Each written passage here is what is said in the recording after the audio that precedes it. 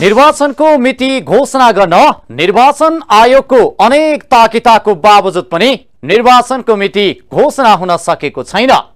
तर पनि निर्वाचन मङ्सिरमै गर्नेमा भने सरकार निश्चित भएको देखिन्छ।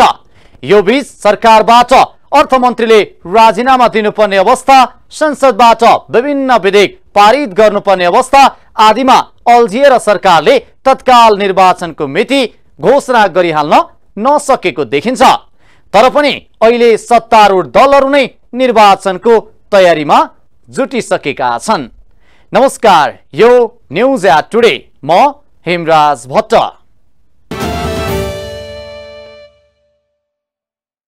नेकपा माओवादी केन्द्रका अध्यक्ष पुष्पकमल दाहाल प्रचण्डले गठबन्धनमा आलो पालो प्रधानमन्त्रीका लागि सहमति हुन सक्ने कुरा नकारेका छैनन्। गठबन्धन सरकार बनेको खण्डमा विगतमा नेपाली कांग्रेस र माओवादी बीच भइसकेको जस्तै आलो पालोमा सरकार बन्न सक्ने अनुमान पनि लगाउन सकिन्छ। तर पनि अहिलेसम्म त्यस्तो कुनै निर्णय भएको थाहा भएको छैन। अहिले दलहरूका बीचमा गठबन्धनका बारे छलफल भएको छैन। दलहरू आन्तरिक रूपमा छलफलमा जुटेका छन्। यसैबीच नेपाली कांग्रेसको आन्तरिक छलफलमा गठबन्धन गर्ने लगभग सहमति भए पनि नेपाली कांग्रेसलाई फाइदा हुने गरी गठबन्धन गर्ने सहमति भएको छ। कांग्रेसले आसन्न प्रदेश र संघीय निर्वाचनमा सत्ता गठबन्धनमा रहेका दलहरूबीच तालमेल गर्ने निर्णय गरेको छ। यो निर्णयसँगै वाम गठबन्धनको ढोका लगभग बन्द भएको छ। उक्त निर्णयसँगै प्रतिनिधि सभाका 165 र प्रदेशका 330 निर्वाचन क्षेत्रको सिट बाँडफाँडमा केन्द्रित हुने भएको छ। तर 5 दल बीच नै सिट बाँडफाँडमा भने अझै जटिल देखिन्छ। एक सातासम्म चलेको बैठकमा शेखर कोइराला पक्षीय सदस्यहरूले चुनावी तालमेलको औचित्य प्रष्ट पारेर मात्रै निर्णय लिनुपर्ने धारणा राखेका थिए। गठबन्धनको संस्कृतिले वैचारिक रूपमा पार्टी कमजोर हुने नेता शेखर कोइराला र उनी पक्षीय पदाधिकारी तथा सदस्यहरूको तर्क थियो। मुख्य नेताको निर्वाचन क्षेत्रमा मात्रै तालमेललाई सीमित राखेर अन्य क्षेत्रमा स्वस्थ प्रतिस्पर्धा गर्नुपर्ने उनीहरूको सुझाव छ। कोइरालाले गठबन्धनमा जानमै जोड दिएकाले विवाद बढाउनुको अर्थ नभएको बताएका थिए। कांग्रेसका अधिकांश नेता प्रतिनिधि सभाको 165 निर्वाचन क्षेत्र मध्ये कांग्रेसले 100 भन्दा कम सिटमा सम्झौता गर्न नहुने भन्दै सभापतिलाई दबाब दिइरहेका छन्। यस्तै माओवादी भित्र भने प्रतिनिधि सभामा कम्तीमा प्रत्यक्ष 50 सिट लिनुपर्ने अडान छ। त्यो भन्दा कम सिट लिए निर्वाचनमा कमजोर परिणाम आउन सक्ने भन्दै माओवादीले सकेसम्म धेरै सिट लिने गरी कांग्रेससँग वार्तामा बस्ने तयारी गरेको छ। पार्टी भित्रको प्रतिपक्षी खेमाको विचारसँग सुरुदेखि नै असहमत बन्दै आएका देउबा प्रदेश र प्रतिनिधि सभाका पुरै सिटमा तालमेल गर्ने पक्षमा अडिग देखिएपछि बैठकमा उनी पक्षीय अधिकांश नेताहरूले गठबन्धनकै पक्षमा बोलेका थिए। माओवादीका केन्द्रीय स्तरका नेतासँग चुनाव हारेका संस्थापन पक्षकै केही नेताले भने आफ्नो निर्वाचन क्षेत्र गुम्ने भएले हैसियत भन्दा बढी सिट दिएर गठबन्धन गर्न नहुने धारणा राखेका थिए। 5 वर्ष अघि वाम गठबन्धनसँग एक्लै लड्दा कांग्रेसले संघीय संसदका 165 मध्ये प्रत्यक्षतर्फ 23 सिट मात्रै जितेको थियो। कांग्रेस प्रवक्ता डाक्टर प्रकाश शरण महतले स्थानीय निर्वाचनमा भएको तालमेलको अनुभव र त्यसबेला देखिएका समस्या, अवसर र चुनौतीका आधारमा परिणामलाई सन्तोषजनक रूपमा लिएको र यसैका आधारमा आगामी निर्वाचनमा तालमेल मार्फत जाने निर्णय गरिएको बताए। अब तालमेलको मोडालिटी, सिट बाँडफाँड र साझा कार्यक्रम निर्माण लगायतका विषयमा गठबन्धनमा रहेका दलहरूबीच छलफल हुने उनको भनाइ छ। संस्थागत निर्णयसँगै कांग्रेस निर्वाचन केन्द्रित बन्ने भएको छ। यस्तै भदौ 2 देखि 24 सम्म राष्ट्रव्यापी रूपमा निर्वाचन लक्षित विशेष अभियान चलाउने समेत बैठकले निर्णय गरेको छ। नेपाली कांग्रेस केन्द्रीय समितिको यो बैठक समग्रमा गठबन्धन सहित प्राप्त परिणामप्रति सन्तोष व्यक्त गर्दछ।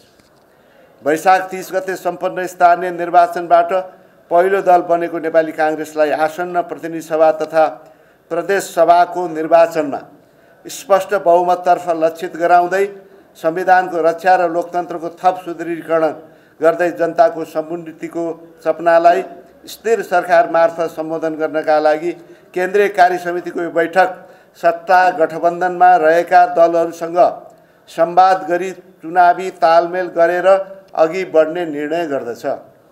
यसरी गठबन्धनमा रहेका दलहरूका बीचमा तालमेल गर्दा संविधानको कार्यान्वयन, आर्थिक सामाजिक रूपान्तरण र वैदेशिक सम्बन्ध लगायतका विषयमा न्यूनतम साझा धारणा निर्माण गर्दै आम नेपाली जनतालाई 5 वर्षमा स्थिर सरकार मार्फत जनताको जीवनस्तरमा गुणात्मक सुधार ल्याउने स्पष्ट कार्यक्रमको खाकासहित आम निर्वाचनमा नेपाली काङ्ग्रेस प्रस्तुत हुनुपर्दछ भन्ने ठहर यो बैठक गर्दछ।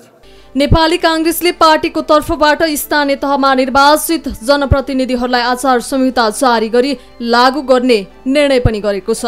केन्द्रीय कार्य समिति बैठकले आचार संहिता तयार गरेकाले त्यसलाई लागू गरेर पार्टीको तर्फबाट निर्वाचित जनप्रतिनिधिहरूलाई जनताप्रति उत्तरदायी बनाउने निर्णय गरिएको पनि पार्टीका प्रवक्ता डाक्टर महतले बताए। 7 स्थानीय तहमा नेपाली काङ्ग्रेस पार्टीका तर्फबाट निर्वाचित जनप्रतिनिधिहरूका लागि आचार संहिता जारी गरी लागू गर्ने यो लामो आचार संहिताको लिस्ट छ। त्यो अनुसार सम्पूर्ण निर्वाचित स्थानीय तहमा निर्वाचित जनप्रतिनिधिहरूले काम गर्नुपर्नेछ।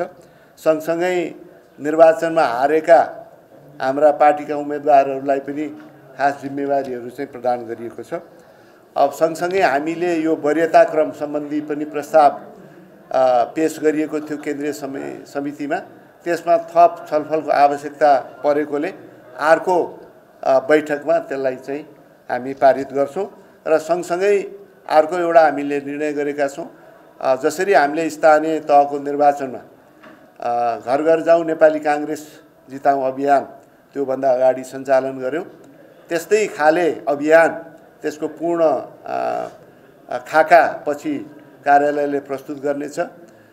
तर हामी भाद्र 2 गतेदेखि भाद्र 24 गतेसम्म त्यो अभियान सञ्चालन गर्ने पनि पार्टीले निर्णय गरेको छ। यस्तै बैठकले अवधि समाप्त भएर गठन हुन बाँकी रहेका र पूर्णता प्राप्त नगरेका पार्टीमा आबद्ध भातृ सङ्घहरूलाई यही श्रावण मसान्तभित्र गठन र पूर्णता दिने निर्णय पनि गरेको छ। त्यसैगरी पार्टीको आगामी नीति महाधिवेशनको तयारी गर्ने जिम्मेवारी पनि केन्द्रीय कार्य समितिलाई दिने निर्णय गरिएको प्रवक्ता महतले बताए। 4 अवधि समाप्त भएर गठन हुन बाँकी रहेका र पूर्णता प्राप्त नगरेका पार्टी आबद्ध भातृ सङ्घलाई यही 2079 श्रावण मसान्तभित्र गठन र पूर्णता प्रदान गर्ने। 5 नेपाली काङ्ग्रेसको आगामी नीति महाधिवेशनका सम्बन्धमा केन्द्रले आवश्यक तयारी गर्ने। 6 साथै बैठकले महामन्त्री गगन थापाको संयोजकत्वमा सदस्यता व्यवस्थापन केन्द्रीय समिति, केन्द्रीय सदस्य आनन्द प्रसाद ढुङ्गानाको संयोजकत्वमा केन्द्रीय अनुशासन समिति र केन्द्रीय कार्य समितिका सदस्य श्याम कुमार घिमिरेको संयोजकत्वमा केन्द्रीय लेखा समिति गठन गर्ने निर्णय गरेको छ। ती समितिहरूलाई पार्टी सभापति शेरबहादुर देउबाको परामर्शमा पूर्णता दिने निर्णय पनि केन्द्रीय कार्य समिति बैठकले गरेको प्रवक्ताले बताए।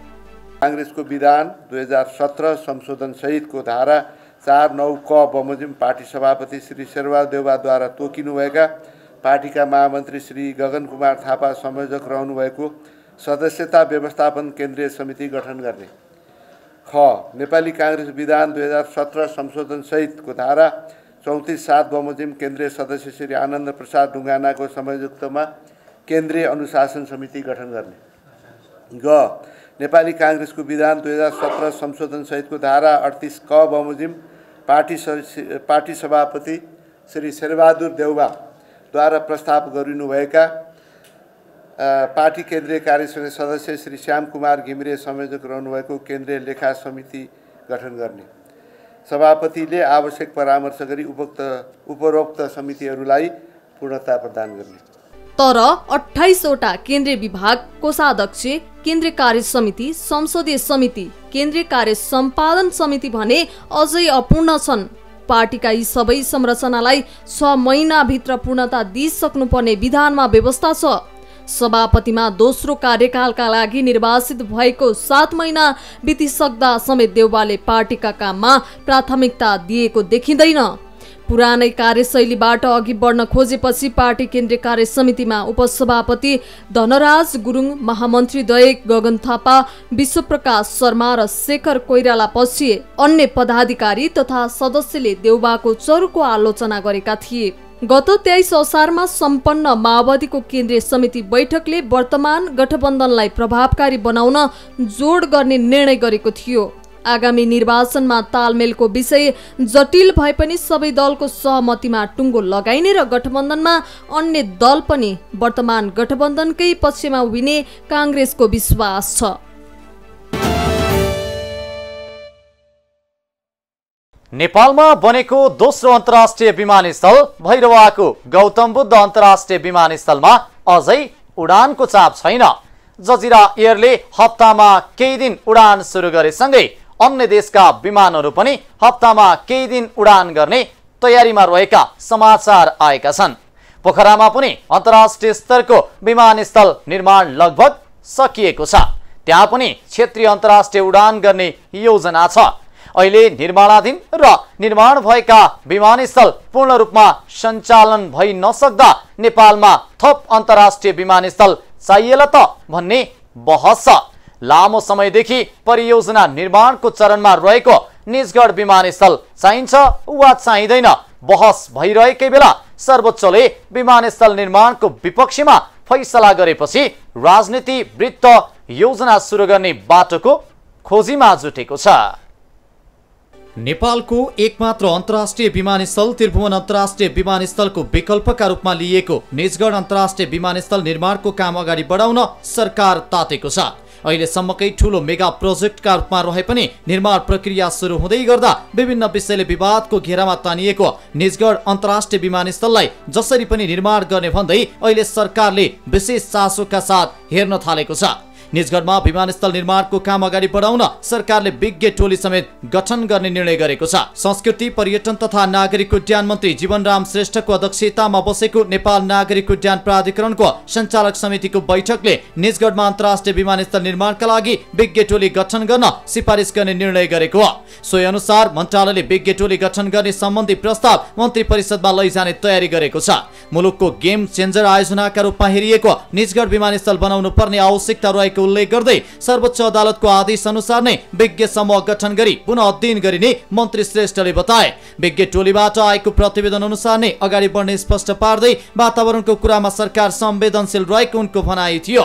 सरकारले आगामी आर्थिक वर्षको नीति तथा कार्यक्रममा निजगढ अन्तर्राष्ट्रिय विमानस्थल 2080-81 देखि निर्माण प्रक्रियामा लैजाने भनेको थियो। त्यसअघि निर्माणको मोडालिटी तयार गर्ने उल्लेख गरिएको छ। तर पछि सर्वोच्च अदालतले अहिलेसम्मकै सबै प्रक्रिया खारेज गर्दै नयाँ विश्वासिलो वातावरणीय प्रभाव मूल्याङ्कन गरेर आवश्यकता र औचित्यको आधारमा मात्रै निजगढ विमानस्थल अगाडि बढाउन आदेश दिएपछि यो विषयले थप चर्चा पायो। सर्वोच्चको आदेशले विमानस्थल आयोजनाका लागि भएको 3.5 अर्ब रुपैयाँ भन्दा बढी खर्च भए पनि सबै खेर जाने अवस्था आएपछि सरकारको विशेष चासो गएको हो। प्रधानमन्त्री सहित स्थानीय निकायका पदाधिकारीहरूले पनि स्थलगत निरीक्षण नै गरे। सोही क्रममा हाल प्रस्ताविक स्थलमै विमानस्थल निर्माण गर्न उपयुक्त हुने देखिएको मन्त्री श्रेष्ठ बताउँदछन्। विमानस्थलको प्रस्ताविक रनवे र टर्मिनल भवन निर्माण गर्ने ठाउँ खाली मैदान रहेको जिकिर गर्दै विमानस्थल निर्माणका लागि धेरै रोकटान गर्नुपर्ने अवस्था नरहेको उनले बताए। 2072 सालको आँकडाका आधारमा मात्रै अहिले बाहिर आएको भन्दै वास्तविकता वातावरणको क्षति हुने अवस्था नरहेको पर्यटन मन्त्री श्रेष्ठको दाबी छ। चाहिँ हामीले प्रस्तावित गरेको ठाउँ जुन छ यो निर्माणको लागि रनवे र टर्मिनल भवन बनाउने भनेर जुन चाहिँ प्रस्तावित गरेको ठाउँ छ त्यो ठाउँको अवस्था अहिले के छ, त्यसले वातावरणलाई कति असर पार्ने हो, रुखहरू कतिसम्म चाहिँ कटान गर्नुपर्ने स्थिति हो भन्ने कुरामा पनि त्यहाँ चाहिँ छलफलहरू भयो। यो जुन चाहिँ अदालतबाट हामीलाई यसको विषयमा थप अध्ययन गर्ने र अध्ययन गरेर चाहिँ त्यो विज्ञ टोलीबाट आएका प्रतिवेदनको आधारमा यदि निजगढ नै गर्नुपर्छ भने पनि त्यहाँ जुन खालका चाहिँ निर्देशनमा राखेको छ त्यो अनुसार चाहिँ वातावरणलाई कम क्षति गर्ने गरी अगाडि बढाउन सक्ने भन्ने खालको जुन स्पिरिट त्यहाँ चाहिँ रहेको छ त्यो अनुसार हामी चाहिँ काम अगाडि बढाउँछौँ भनेर यो जुन विभिन्न क्षेत्रका विज्ञहरू राखेर टोली बनाउनको लागि हिजो बोर्डले मन्त्रालयलाई सिफारिस गर्ने निर्णय गरेका छौँ। अब मन्त्रालय मार्फत हामी चाहिँ मन्त्री परिषदमा पठाउँछौँ र मन्त्री परिषदबाट त्यो विज्ञ टोली गठन हुनेछ र त्यसअनुसार विज्ञ टोलीले यो अध्ययन गरेर विभिन्न ठाउँको अध्ययन गरेर उहाँहरूले जुन रिपोर्ट दिइसकेपछि त्यो रिपोर्टको आधारमा हामी अगाडि बढ्ने भनेर एक खालको हामीले चाहिँ छलफल गरेका छौँ। निजगढ विमानस्थल बनाउनका लागि विगतमा भएका केही त्रुटिहरूलाई छोडेर अब सरकारले यसलाई पहिलो प्राथमिकता दिएर अगाडि बढ्नुपर्नेमा आवाज उठ्न थालेको छ। पूर्व प्रधानमन्त्री माधव कुमार नेपालले अन्य विमानस्थल निर्माण गर्दा पनि आवश्यकताको अध्ययन गरेर मात्रै निर्माणको काम अगाडि बढाउनु पर्नेमा जोड दिए। सर्वोच्च अदालतले निजगढ विमानस्थल बनाउनका लागि अवरोध नभएर निर्माण कार्य अगाडि बढाउने ढोका खोलिदिएको पूर्व प्रधानमन्त्री नेपालको दाबी छ। विगतमा केही त्रुटि त भएकै छ, त्यो त्रुटि भएको कुराको सन्दर्भमा हामीले यसलाई उच्चतम प्राथमिकता दिएर निर्माण गर्नुपर्नेमा हामी अन्य विमानस्थल बनाउने कुरामा लाग्यौँ।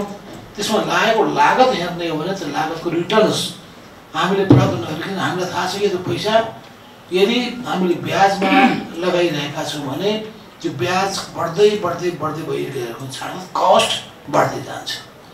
भनेपछि कुन बनाउने, कुन नबनाउने, कुन कहिले बनाउने, कसको कति आवश्यकता छ, बाध्यता छ, यो जम्मै कुराको राम्रो अध्ययन गर्दै नगरिकन गर्ने हाम्रो काम गर्ने हाम्रो बानीमा सुधार गर्नुपर्छ।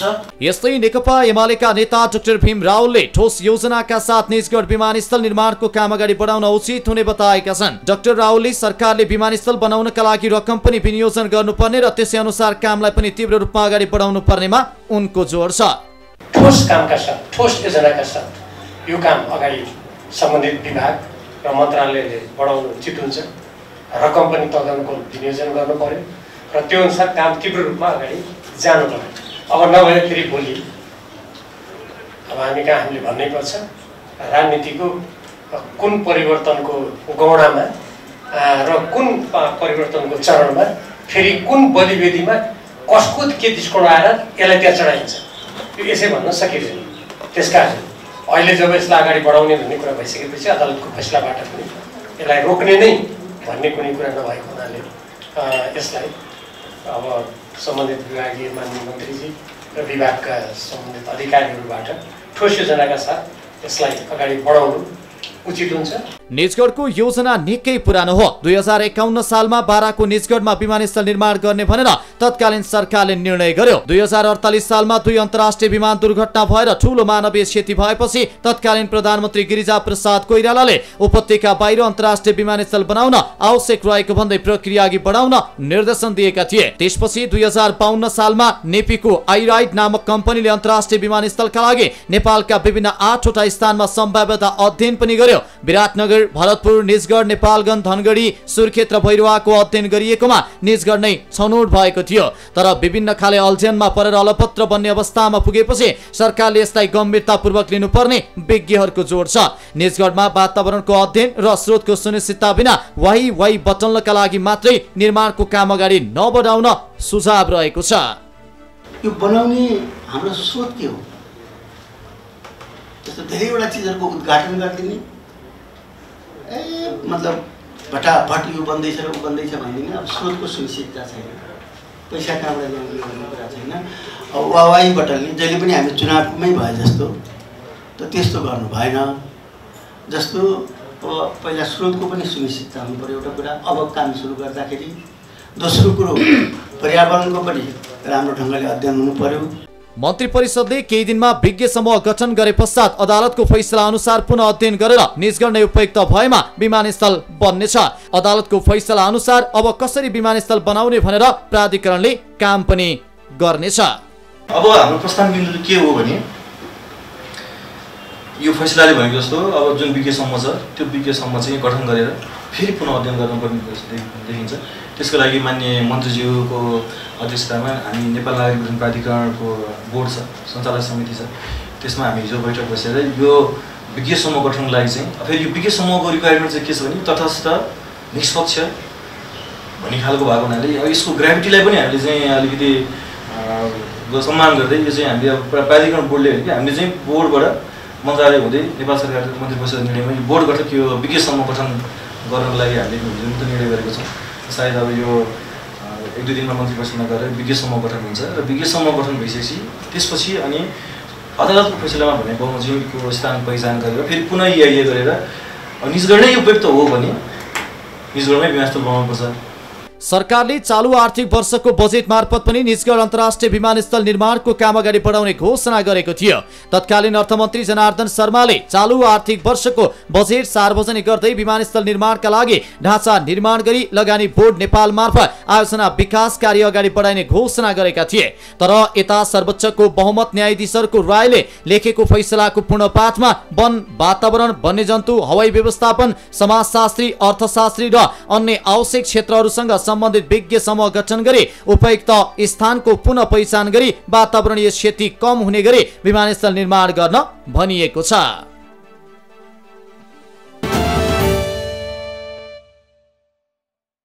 देशका विभिन्न ठाउँहरू अहिले गर्मीको चपेटामा छन्। विशेष गरेर तराईका जिल्लाहरूमा तीव्र गर्मीले जनजीवन असहज बनेको छ। उता अपेक्षित रूपमा चिसा देशहरूका रूपमा चिनिने अनि गर्मीका महिनामा पनि त्यति रापिला नहुने युरोपेली मुलुक पनि अहिले गर्मीको सबैभन्दा बढी चपेटामा छन्। अनपेक्षित गर्मीले युरोपको जनजीवन प्रभावित भएको छ। बेलायतमा अत्याधिक गर्मी बढेपछि लन्डन एयरपोर्टका पिचहरू तातेर पग्लिँदा उडान नै रद्द गर्नुपर्ने अवस्था आएको छ।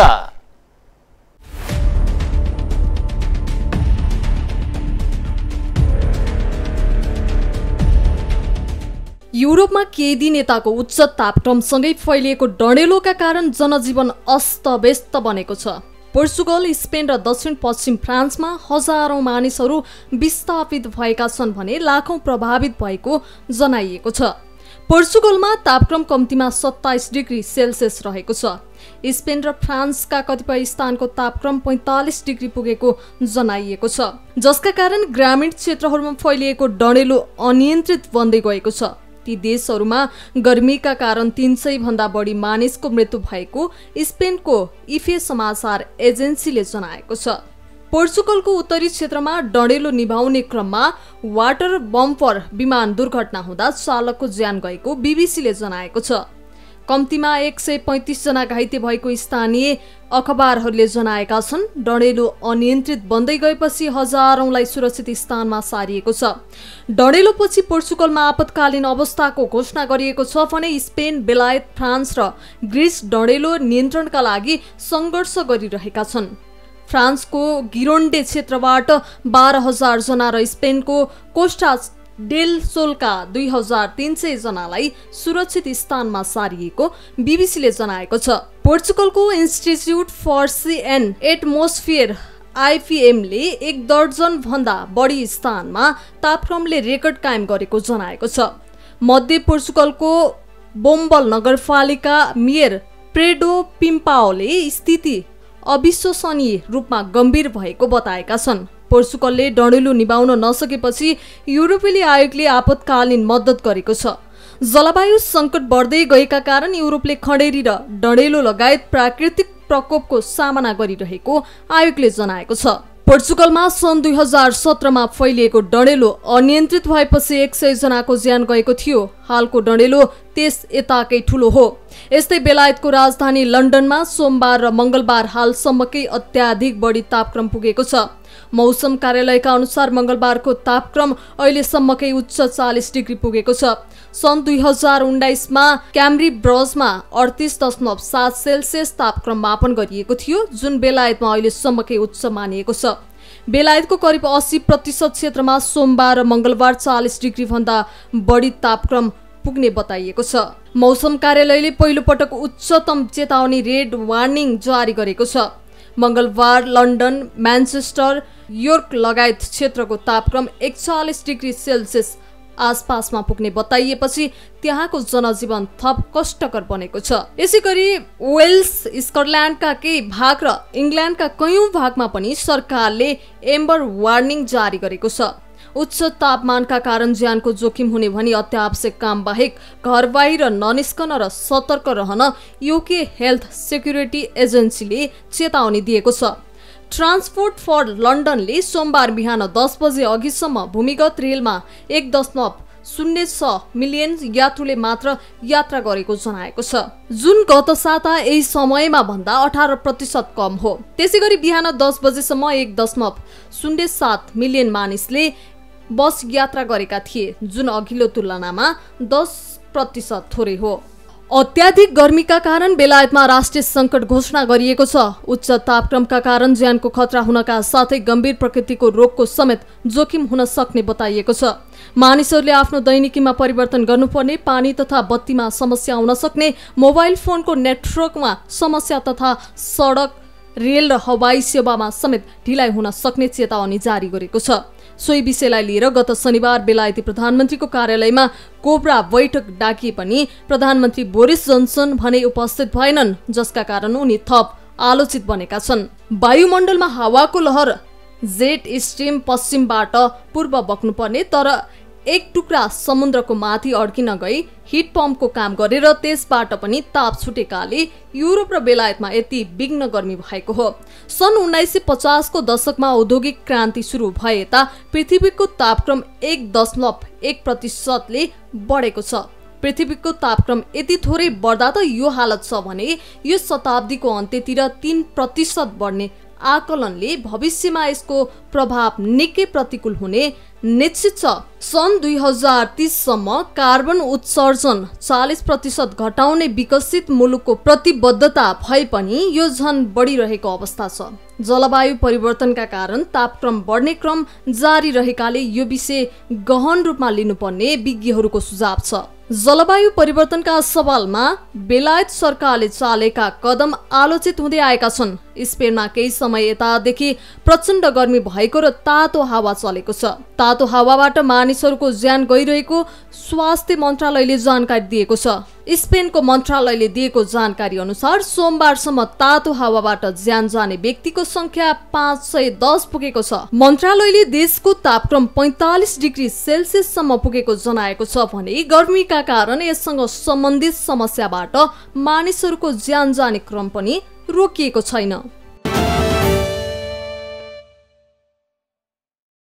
जलवायु परिवर्तनका असर विश्वभरि देखिन थालेका छन्। मौसम परिवर्तन भएको छ।